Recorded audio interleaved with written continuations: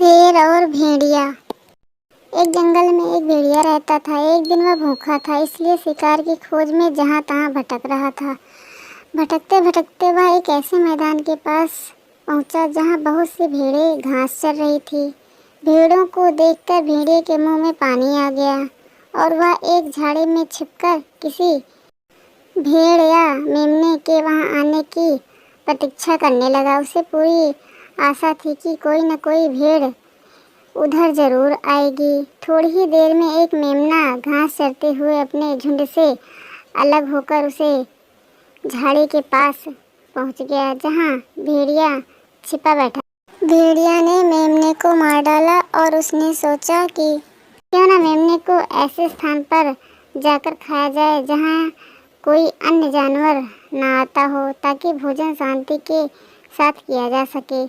दुर्भाग्यवश रास्ते में उसे एक शेर मिला जो स्वयं भी शिकार की खोज में था। भेड़िए के मुंह में मेमना देखकर शेर जोर से गुर्राता और बोला, जहाँ खड़े हो वहीं रुक जाओ, एक कदम भी आगे मत बढ़ाना। भेड़िया डर के मारे बुद्ध बनकर वहीं खड़ा हो गया और उसके मुंह से मेमना छूटकर जमीन पर गिर गया। शेर ने भेड़िए का भोजन लेकर अपनी गुफा की ओर चल दिया। वह बिना अधिक प्रयास किए ही खाना मिलने पर खुश था।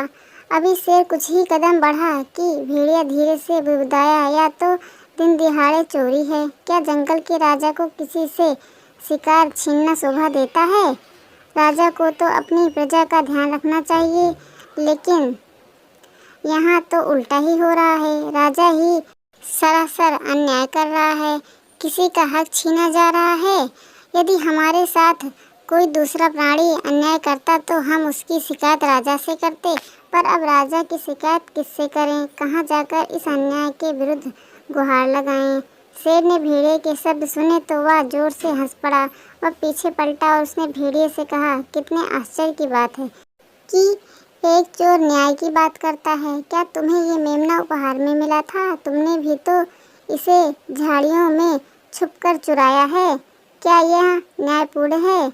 क्या एक चोर का चोरी के विषय में न्याय मांगना शोभनीय है? शेर की बातें सुनकर भेड़िया शर्मिंदा हो गया और वहाँ से 9-2-11 हो गया। दोस्तों, इस कहानी से हमें यह सीख मिलती है कि अन्याय चाहे छोटा हो या बड़ा, अन्याय होता है।